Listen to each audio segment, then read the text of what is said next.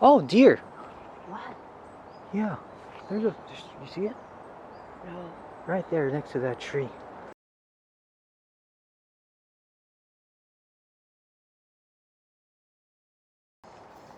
Hello, guys. It's been a while. First of all, I wanted to say thank you to all of you who are still watching and subscribing to this channel. I don't know why, because I haven't posted anything in like over a year, probably. As you might know, to me, this is just like a small hobby channel that I created to document my fascination about the Japanese language and culture. However, I recently got busy with other projects, and to be honest, I haven't been in Japan or working on my Japanese skills for a while due to the aforementioned obligations. However, I plan to going back to doing this hopefully early December, so stay tuned if you're interested in that. Now, a quick disclaimer before we get started.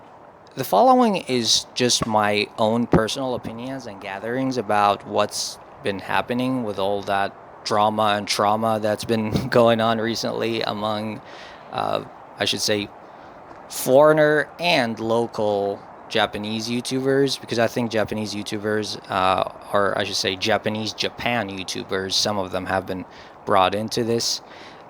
So my information may not be like 100% factual. Again, these are just opinions and it's just my gatherings based on what I've been seeing. After all, this is a small channel, so it shouldn't hurt anybody. But if there are any concerns, please feel free to reach out in the comments or just get in touch with me directly. Now, another thing I'd like to clarify is that I don't think there is nothing wrong or right about Japan YouTubers. To me, it's always been the same. I have been like making videos, I should say unprofessionally, since like probably 2010 or 2011. And I these things have been happening pretty much since I started. And having studied public relations as an undergrad, I believe I can totally understand what's happening. However, like I always say, I could be wrong. And so if you disagree with anything, or if there are any concerns, as I was saying, just feel free to let me know. Now, without further ado, let's dig in. Now, I first heard about this thing that's been happening between Chris from abroad in Japan and a YouTuber by the name of Oriental Pearl, which, to be honest, I haven't really knew of her existence until like recently. Now, I learned about this from the YouTuber only in Japan, John. I don't know if you know him. He's a pretty cool guy. Actually, he's kind of chill, and he just makes videos about Japan. I discovered him like maybe like around 6 months, 6, 7 months ago, and I've been watching some of his videos. The guy uses like I think an iPhone 13 or something like that, and I don't know about you, but for some reason I don't like high production videos in on YouTube. Like I feel if I want to watch like a high production vlog, I'll just go and watch like a full-fledged documentary. I like watching those. But when it comes to YouTube, I like to watch things that just feel natural. Even John, he has like its own channel for like I think podcast or just like some professionally done vlogs. I don't really watch it that much. Um, Again, it's probably due to my personal preference. I just like kind of like things that are not like super techy, maybe in a way, because I want something that I feel like I can personally benefit from and to an extent identify with. Um, there's another example, which I mean, it's not a Japan YouTuber. His name is the channel's name is Angry Video Game Nerd, and the guy's name is James, and I've been following him like since 2010 probably. And that's another example of how the guy started as doing videos that are just like casual and simple, and then eventually like he met a bunch of people and he decided to do some things that are like kind of like more high tech, I should say. And I stopped following him for a while because of that, because it just didn't resonate with me. And I think it also didn't resonate with many of his followers. And so he just went back to his old style, and I just went back to watch him. Again, I just like things that would appear, vlogs that would, or that, I mean, YouTube stuff that would appear natural and all of that. Now, as far as Chris from abroad in Japan, I think I discovered him. I don't know. It's been a while. I mean, it's been years, but I don't know how long. Like it's been so long, I even forgot about it. Back then, he probably had like around 250K subscribers. I think now he's got something over 3 million. So yeah, it's been a while. Um, Again, it had the same issue for me, at least. Again, these are just my own opinions. I'm not trying to kind of uplift or downgrade or whatever, bring down anybody here. The guy started as I think he's a jet teacher, I believe, and he started sharing information about that and Japan and everything. And I really liked his content. I found a lot of value in it. But again, he ended up, like taking these expensive trips, being invited to some, I don't know, like some kind of like events or things like that. Which I mean, there's nothing wrong with. Actually, they look like his videos are really well done in general.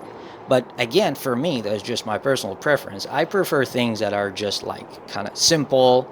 A guy filming, doesn't matter if they're using an iPhone or a GoPro or like me using a, I don't know, an ancient phone that you're listening to right now, and just talking about things.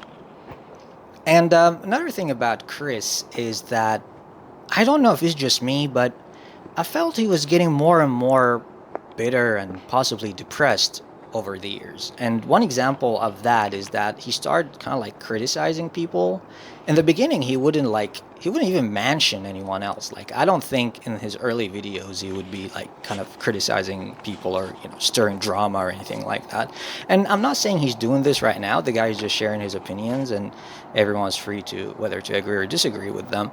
But I just feel I don't know, like there is a bitter tone in his sentiment, I should say, and that was like another reason why I mean, I kind of wanted to give it another chance a while back, and I watched him, and I think he had like a new channel. I mean, he still had his same channel, but he had a new channel for podcast, and it has some other dude in it. Which I mean, nothing against him again, but I don't know if he was trying to be funny talking about the other dude, but I didn't find him funny or entertaining at all. So I just watched like a couple of these episodes. I think one of them was about what was that, Mr. Beast and Logan Paul or something like that, and it was just like trashing people. Again, I'm not fan of either of them, just to be completely clear. I don't even know what they're doing. I mean, I only know when something bad happens, like whenever there's like something bad about Mr. Beast or Logan Paul or anything like that, I kind of start hearing about them. As far as Logan Paul goes, I heard about him when he went to Japan. He went to Okigahara Forest, and he I don't know, like if what he did exactly, whether he desecrated a dead body or I don't know. Yeah, but that was big in Japan, like back in the day. And then he went back and kind of apologized, and he was saying that he learned a lot from his experience and etc. But anyways, back to abroad in Japan. I think he's a really great YouTuber, and even in this event, he was just like sharing his opinions.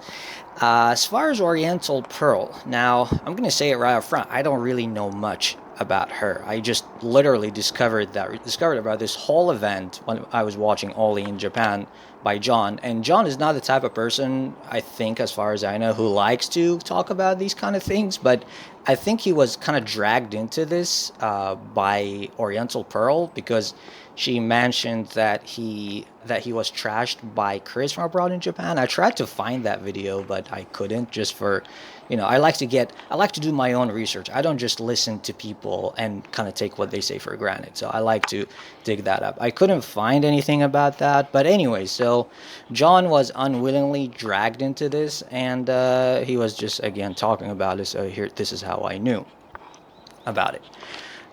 Now, the problem with this is that Oriental Pearl thought that Chris abroad in Japan's opinions were personalized and sharp and inappropriate, and the word sensationalization I don't know why people use these like really difficult words. Like, does it make them smarter? I mean, this is just a very tough word to pronounce. I try to avoid it as much as possible. Actually, I think this word is so hard that it can be like its own tongue twister or something. So anyways, Oriental Pearl felt that Chris was accusing her of sensationalizing the content by a video based on a video that she posted talking about. I'm just saying this, assuming that you probably already know about it. By the way, if you don't know about it, you should just go and watch some videos because I don't know, like the way I talk, I just kind of talk about what comes to my head like right away and uh, not give much context till like the very end. But in a nutshell, what happened? Okay, let me try to kind of put this in a timeline. What happened was this female YouTuber, or however she identifies, I don't know, Oriental Pearl. She posted a video talking about graffiti in Japan and how she thought it was like kind of increasing in the past years. She claims that she lived there or in Asia for 13 years and she doesn't like it. She also, in her video, she mentioned she filmed some homeless people and she was talking about this homelessness issue in Japan and all of that.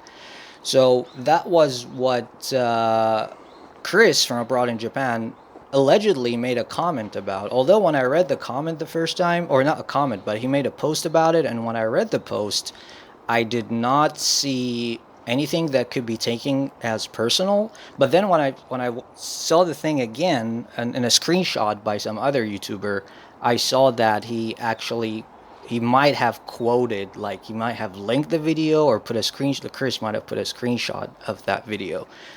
So at first I didn't think it was personal at all, but then when I saw the screenshot, I thought, okay, maybe he is talking about her. Anyway, the comment or the whatever post that Chris made did not seem like to be super personal or like, he wasn't like insulting her in any way. He was just sharing what he thinks. Now, again, she came back. I think she made like another video, kind of like going back on him, going back at him, talking about how he seems to be allegedly like claiming the throne of kind of like Japan YouTuber. How he was kind of considering this space as his own territory and how he's bitter about not getting as many views as before. And this morning I watched another video that was posted by Chris, which I don't know, like we'll talk about it later, but he was just responding to that, and there, people are responding back and forth, and now even like Japan YouTubers, some of them are getting involved in this because there's always this like, well, as a Japanese, I think I should just drop my 2 cents in this. Anyways, another thing that I have noticed is that the majority of the comments that I've been seeing on Oriental Pearl's video or content were pretty much attacking her, and not, I wouldn't say attacking her, but like disagreeing with her. Now, I don't know if these people are coming from Chris's channel. I'm not saying that, he is doing that, because I think most of the time the owners of the channel actually don't do that, but just the fans themselves will just take the initiative of just going to the other person's channel and criticize them or whatnot. And I've seen this happening a lot. There's this, I think it's a big issue with these idolizing fans, the fans that would just kind of like creating an idol out of a person, and they would just somehow identify with them and they would just attack anyone who would disagree with them. And I've seen this example in many different situations, not only in like YouTube or social media. Now, there's one thing that I've been arguing for like over a decade, probably since I was an undergrad student, which is the statement that fascination breeds ego, and the fact that extremism breeds evil. Now, let's talk about the first one. I want to kind of talk about the first one. Now, when it comes to fascination, like when people are fascinated by someone, whether like, let's say you have a crush on a person, or you have a crush on an idol or a singer, or you kind of like someone too much, you stop seeing their flaws and their faults, and you start only focusing on what you like about them. So this creates like a desire to defend that person in any situation. Even if they're wrong, you would not see them as doing something wrong. Now, when it comes to extremism breeding evil, I think we have seen this in many examples all over the world. And nothing good comes from being extreme in any way. I even wrote a paper on this one time, and the professor back then, he was like arguing, like, okay, what if this extremism was in doing good? What's evil about doing good? So my argument was that, so what is good? What is considered good? What you consider good may be considered bad by or evil by someone else. But I think, again, when someone is fascinated by a certain individual, they would stop seeing that. And I've seen this happening, this kind of like sort of like identification problem, especially in like Reddit groups about Japan, or in Korea too. I'm interested in that too, and I'm generally active on Reddit. So there are these like kind of like Japan or Korea subreddits where, like, if you go and post anything, they're actually mostly by foreigners. If you go and post anything criticizing Japan or Korea in any way, you just get torn apart by these mostly foreigner members. So I can give you an example. Like I was posting on a subreddit about Korea a while back, and I just criticized something because Korea is also a country that I'm interested in, and I lived there for a while, and all of that, aside from Japan. And I was just sharing like a something negative that I witnessed, and interestingly, like the Korean YouTubers, not the YouTubers, sorry, the Korean Redditors, they just were just so polite, and they were just, yeah, I'm sorry you had to experience this. Yeah, these things happen. I'm ashamed of that this happened to you and whatnot. But the foreign, kind of like a Korean enthusiast or Korea enthusiasts, they just attacked me in so many ways. Like, how dare you? No, it's all because of the foreigners. The foreigners are saying it's everything is because of the foreigners, and I think there's something similar in Japan. Now, I think I see danger in thinking that when you think you're right, you know you're right. Now, what do I mean by that? So I've noticed that the way most people think is that if I think I'm right, I must be right. Now, the way I like to think personally is that even though I think I'm right, there's always a margin of error. There's always a chance that I could be wrong about what I'm saying. But again, most people that I encountered, they're like, hey, if I believe this is true, then it just must be true. And others would take it even a further step, like, if I believe this is true, not only am I going to assume that it is true and not investigate it, no, I'm actually going to fight and attack anyone who says that it is not true. And um, the best conclusion I came to as to like why people do this, I like to kind of analyze people. I like to observe and try to figure out why people do or say the things that they do and say. My best explanation for this was that um, when first of all, when people identify with something, like I said, it just becomes part of their identity. And when it becomes part of their identity, anyone who criticizes that, it would seem like a personal attack on their identity. And I think this is a common mistake, I should say, among like YouTubers or content creators, that some of them identify with their channel too much. Um, like, I think a healthy way to do this is just to do it in a way where like you are kind of like you're a different person from your content. I know some YouTubers who do that, like, and they're very successful, by the way. Like, hey, this is my content. I do this for certain reasons, but that's not me. It's just a different story. But when somebody kind of identifies too much with something, they would feel personally attacked and even threatened because like, I think this happens probably on a subconscious level, like on an sort of like an uh, evolutionary level, I should say. Humans feel threatened when somebody kind of like attacks who they are, and that's kind of, I think that's what happens with the fans. It also happens with some of these content creators. And back to the idea of people, just like when they idealize or love someone, they would just always go with them. I want to share like a very quick example. It's a personal experience that I had. There is this friend that I have, and let's just call him L. And L really idealizes as a person in a position of power. Let's just call him D. Now, whenever D says anything, L completely agrees with D on what they say. And a while back, D endorsed a person by the name of, let's call him A, to to get into like a certain position. And well, A got it.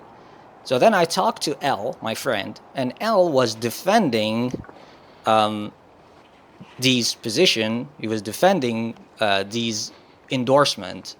I don't want to overcomplicate this. I don't even know.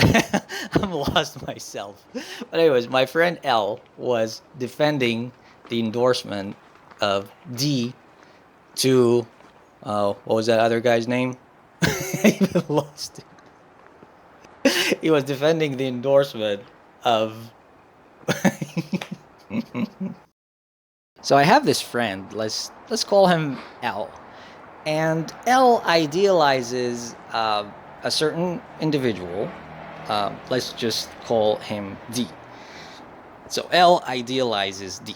Now, a while back, D endorsed a person. Let's call him A. So D endorsed A to a certain to get a certain position.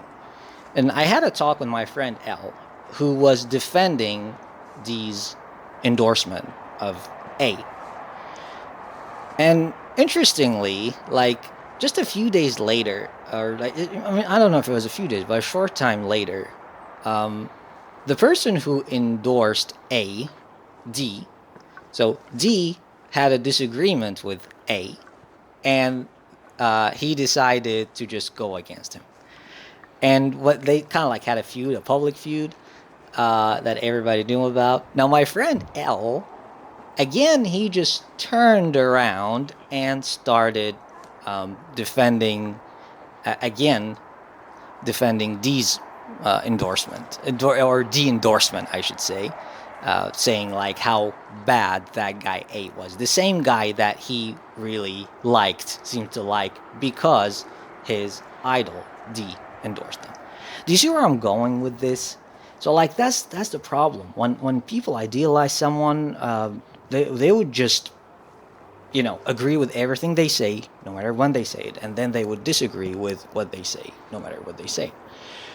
Now, let's just move on, and I want to talk about, like, generally speaking, about like YouTubers, or this kind of like YouTube space in general, not just about like Japan YouTubers. And I mean, I'm not an expert, but I I've done this like off and on, not professionally, and I just do what I like, which is a reason why my channels like don't normally make it to be very big. But I have some people that I had the privilege to talk to, and some of them are really successful YouTubers.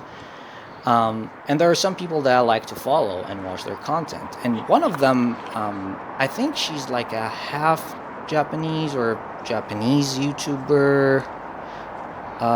What was her name? I think her name is Uri or something like that. She does content on kind of like creativity and business, and which I don't know. I'm not into that very much. But I really like how natural and honest she is, unlike so many other YouTubers who just come and say like, I'm doing this for you, I'm doing this for my fans, I have no personal gain, I'm not making any money, or whatever, this or that. But what I like about that YouTuber, and again, I mean, this probably will not go very far, but if there's anything wrong in what I said or what I quoted from her, then she's welcome to, or someone's welcome to reach out, and I'll be happy to address that.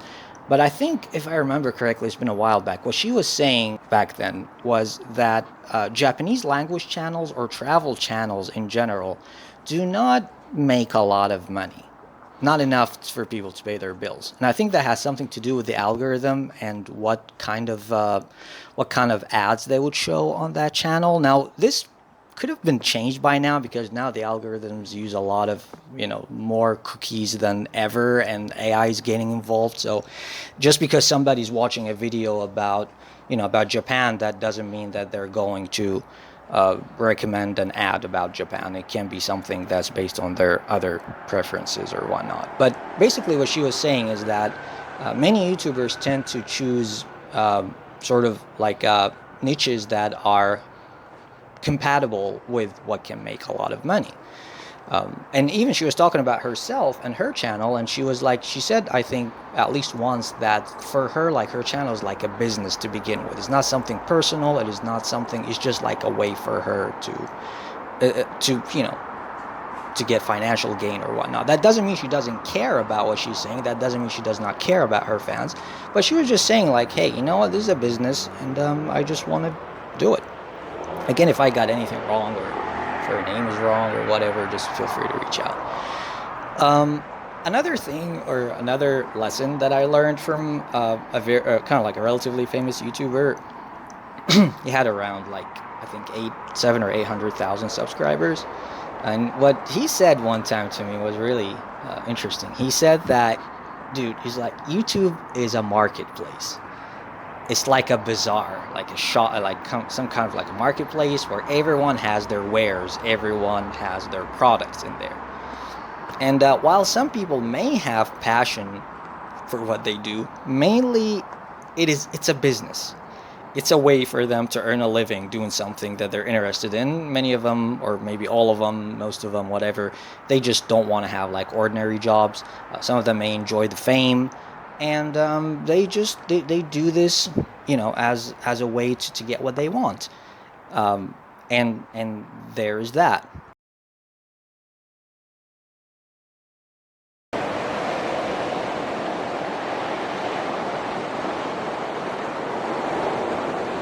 Another thing which I personally concluded, having worked in like a search engine optimization and like web development for a while, and I also have some exposure to like social media algorithms and all of that. Social media algorithms, many of them, I should say, they reward interaction, even if it's a negative interaction. Like when somebody, criticizes someone, and that person gets a ton of like negative comments on their videos, that, in to many algorithms, that is a good thing, because it gets more views. Basically, whatever gets more views, even if people like totally hate that person, that is good for the algorithm, and generally, as far as I know, is good for the company that makes it.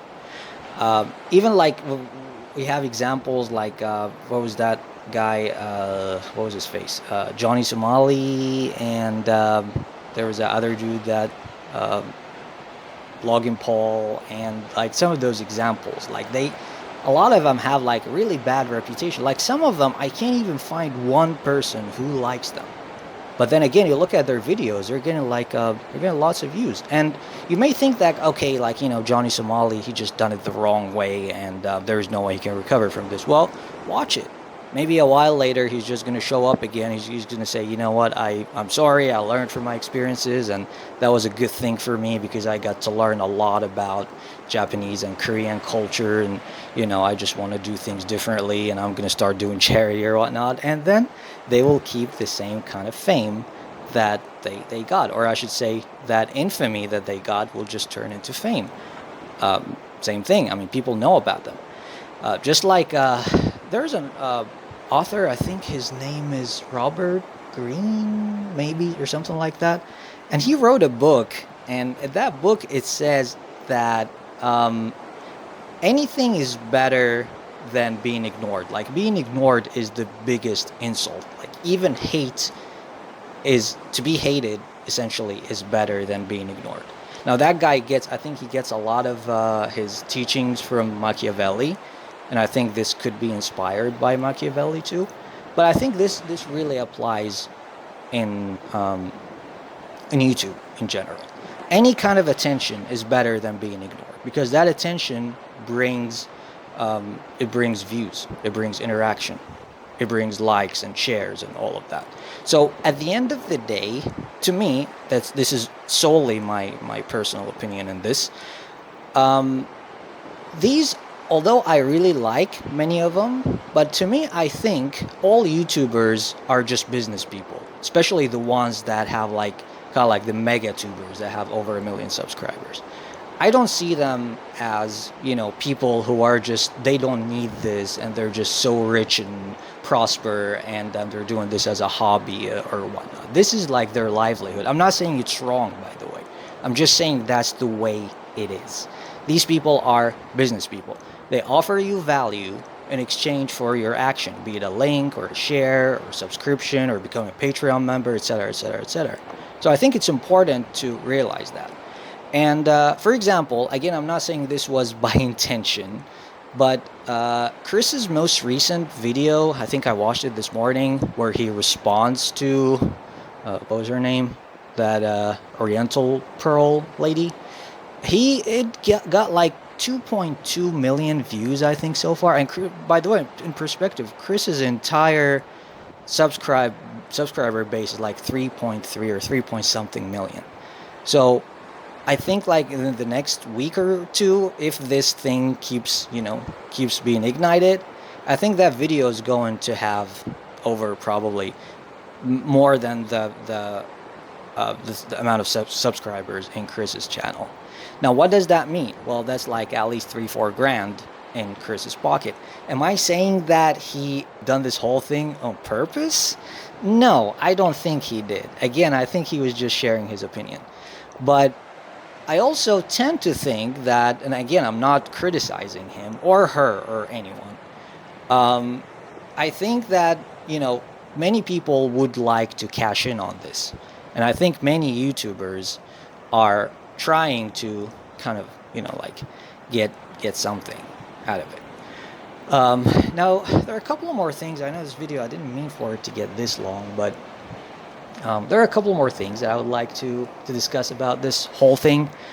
It's something like a new observation for me, and for some reason, almost not every time, but almost every time I come across an English-speaking Japanese YouTuber, or Japan YouTuber, I should say, like a YouTuber, not just any Japanese YouTuber, but a Japanese YouTuber that makes videos about Japan in English. Almost every time, those people, like, for some reason, I don't like the way they seem to be perceiving foreigners. Now, I know some might say, well, it's rightfully so because foreigners are this or foreigners are that. But I sense some extremism, generally speaking. So, for example, today I watched a video by this Japanese dude. Honestly, I forgot his channel's name or whatever. Now, before I say this, let me just put it like this: I'm in love with Japanese culture, and I think everyone around me knows that. And I'm not talking about like anime or whatever. No, just things like kaizen and ikigai principles. And Japan has so many things to admire. But at the same time, Japanese people are human beings, just like foreigners, just like anyone. They make mistakes, and not every single one of them. Like I know Japan has this sort of like reputation of the Japanese people for being polite, and I think a lot of them are, to be honest, like a lot, like a really big percentage. But not all of them are. And I do see things, inappropriate things that are done by Japanese people just as much as I have seen things. I've been to Japan like many, many times, throughout the past 10 years or so. And I have seen negative and positive things from both Japanese and foreign nationals, I should say. But for some reason, I don't know why the focus always gets on the foreigners. So this guy, by the way, so another thing I'd like to say, this not criticism, is just an observation. Based on my very limited exposure, I should say, and like having been around Japanese people, and by the way, I have some amazing Japanese friends. The thing is, Japanese people are usually not confrontational. So I think in the Japanese culture, correct me if I'm wrong, by the way, confrontation is frowned upon. And I think people have developed like a certain type of passive-aggressive behavior to kind of cope with that. Because to me, again, this is based on my limited exposure, I think Japanese people are probably the kings of passive-aggressive behavior. And I have many examples to share about this, maybe in like another episode. Again, I'm not criticizing. I'm just saying that this is what I think. Now, take this Japanese Japan YouTuber, or Japanese YouTuber, whatever you want to call it. So he talked about the same thing, the same feud between Abroad in Japan and Oriental Pearl, and he agreed with Oriental Pearl on the graffiti part, but somehow in his wisdom, he decided, and he shared that he somehow knows which of this art is done by Japanese people, by locals, and which is done by foreigners. And he shared like some signs, which I mean, I didn't really understand like the big difference between both, and how he concluded that this shape usually means Japanese and is done by a Japanese, and these shapes or words usually mean that they've been done by foreigners. Um, so he implied, in a way, that's just the way I perceived it. My take is that he implied that a lot of this graffiti is being done by foreigners, not by locals. Now, while he agreed on the graffiti part with Oriental Pearl, he disagreed with her, or in a way, he kind of shared like a negative opinion about her filming homelessness in Japan and citing it as a problem for some reason. Like he didn't mind the graffiti, he thought it was true, but the disagreement, he disagreed on the homelessness, even though there were so many homeless people. Now, again, I don't know Oriental Pearl, I don't really like or dislike her, but it seems to me like this is an issue, and I have seen a couple of homeless people in Japan before, but I don't know, the area where she filmed it, there were like many of them, and I don't think this was like AI generated, or I don't think she would do something like this. But the guy did not seem to like that, and he also shared how upsetting it is that no one referring to like Oriental Pearl or abroad in Japan is talking about how locals feel about this graffiti. So the thing is, I mean, I think while some of this graffiti may have been done by um, foreigners, then at the same time, I think a lot of it was being done by locals. So that's what I was trying to get at in the beginning. Now, as I said, Japanese people are generally polite and respectful, and they also they're very protective over their cities. Like one time I just like said this to someone. I was like, Japanese people tend to treat the streets as their own home. So like they really care about those things. However, not everyone's like that, and I don't think anyone can disagree that there are a lot more locals than foreigners living in Japan. And even if there's a very small percentage of Japanese people, doing negative behavior, then that could at least equal or maybe even surpass the number, or the number of cases of negative things that are being done by foreigners. I'm not defending foreigners here. I'm just talking about my own experience.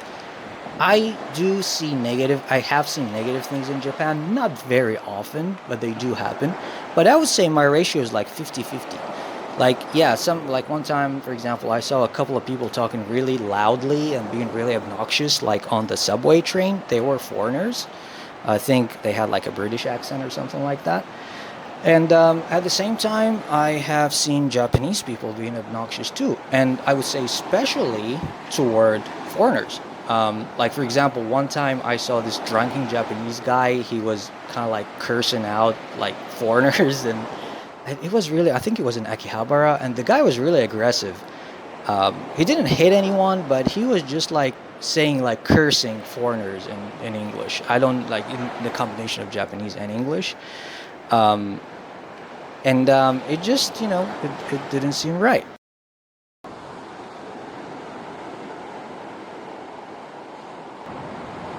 Another thing which happened to me personally one time was that I was in Ueno, and I was just walking around, and I was like looking for some kind of like a travel suitcase or something like that. And ironically, it was the owner of the same shop that I wanted to buy my suitcase from. And I stood in front of the shop, but not very close. When I shop, I don't like to get so close to the shop, because then people, the owners might just reach out to me and try to ask me what I'm looking for. I don't like that. I like to make my decision first. Then I would like to reach out to the person in charge. Which, I mean, to be fair, that doesn't happen a lot in Japan. I think it happens a lot more in Korea. Like, it's customary that shop owners would just come and kind of try to serve you or whatever, similar to the States or whatever. But in Japan, that doesn't happen that much. Anyways, point is, I was like literally standing in the middle of the road, looking at the shop, checking out the bags, the suitcases, to see which one I want.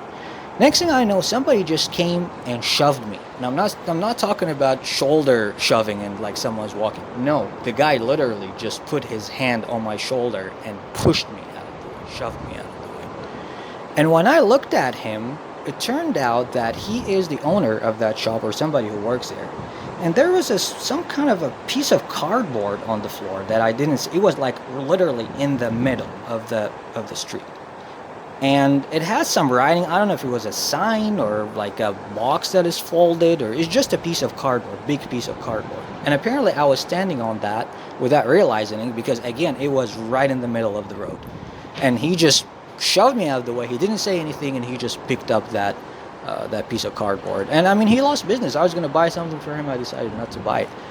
Again, the point I was trying to make is, in my experience, I have seen instances here and there where foreigners were being obnoxious and rude and uncivilized, but I equally saw instances of quote unquote locals doing the same thing, especially toward foreigners.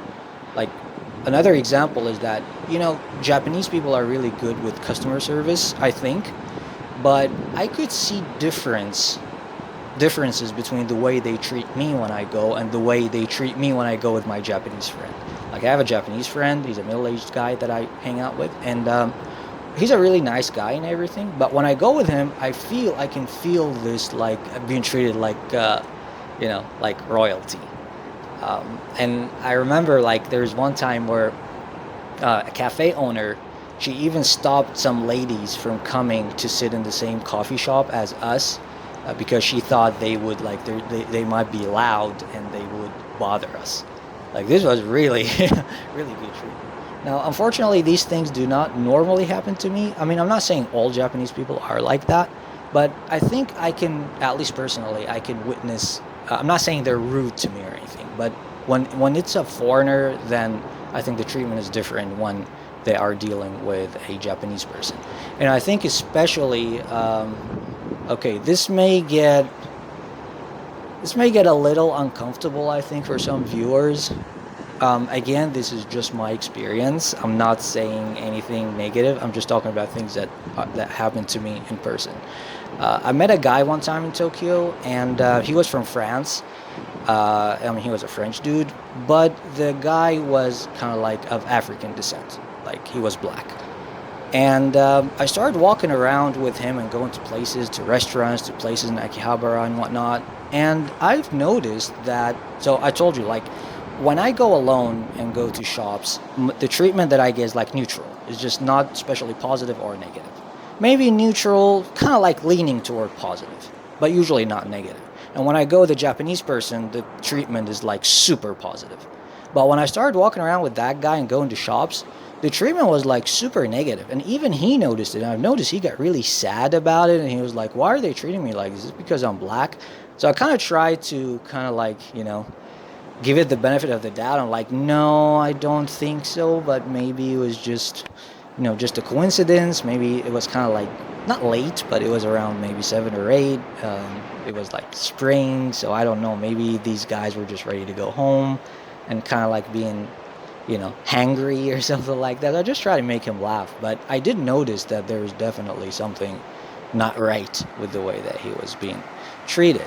So again, my whole point of saying this is that there are just positive and negative things with just about anybody. Now, talking about positive things, just so this video will not be too gloomy in case it already is.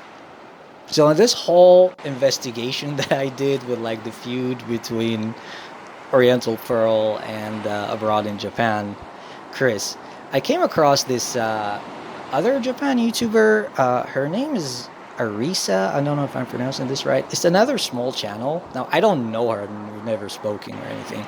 But I looked at her, like, she made a video about this, so I looked at her channel, and I think her channel is kind of like really cozy in a way. Like, she talks about Japanese philosophy and talks about Kaizen, things like that. So if you're watching this, you might want to check her out. Again, I'm not really affiliated with her in any way. You make your own judgment. But if you like to watch my content, then I think you should give her content a chance too. Now, I'm getting thirsty, so I think I'm going to try to end this video. It's been long anyway. So, again, I hope you guys are all doing wonderful, and I will try to get back at hopefully making some like Japanese learning videos. We'll be learning together. I'm not fluent in Japanese. I'm learning just like you, but I have a friend who is a native Japanese speaker, as you may have seen from the previous videos. And I also plan on hopefully going back to Japan soon, and this time hopefully staying there like longer than usual. So I'll be making some videos there too, if all goes well. Thank you for watching, and I'll see you next time. Bye.